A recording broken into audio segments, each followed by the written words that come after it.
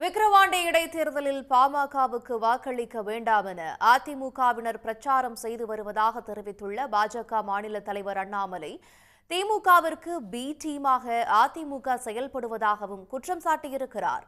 திருச்சியில் செய்தியாளர்களை சந்தித்த அவர் இவ்வாறு தெரிவித்தார். ஒரு தேர்தலில் ஒரு கட்சி நிற்க வேண்டும் என்றால் தைரியமா அந்த கட்சி நிற்கணும். ஆனால் இன்னைக்கு அந்த கட்சி நிற்கல.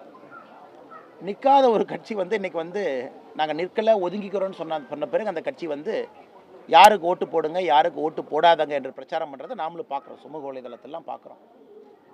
அதையும் தாண்டி நான் ஏற்கனவே சொன்னது போலங்கன்னா அதை நான் பெரிய ஒரு பொருட்டாக எடுத்துக்கொள்ளவில்லை. காரணம், தேர்தலில் 3வது 4வது இடத்துக்கு வந்து விடுவோம் என்று தெரிந்துதான் அந்த குறிப்பிட்ட கட்சி நாங்கள் நிற்க மாட்டோம் என்று ஒதுங்கி இருக்கின்றார்கள். இன்னைக்கு அவங்க பிரச்சாரம் பண்ணி இவங்களுக்கு ஓட்டு போட்டுறாதீங்க, இவங்க முதல்ல வந்துடக்கூடாது அப்படிங்கிறது அவங்களுடைய டெஸ்பரேட் மெஷர். அதாவது கடைசி கட்டத்தில் யாரும் கூட இன்னொரு கட்சி வந்துவிடக்கூடாது. நான் ஏற்கனவே சொல்லியிருக்கேன், ஏ டீம் பி டீம்னு சொல்லியிருக்கேன்.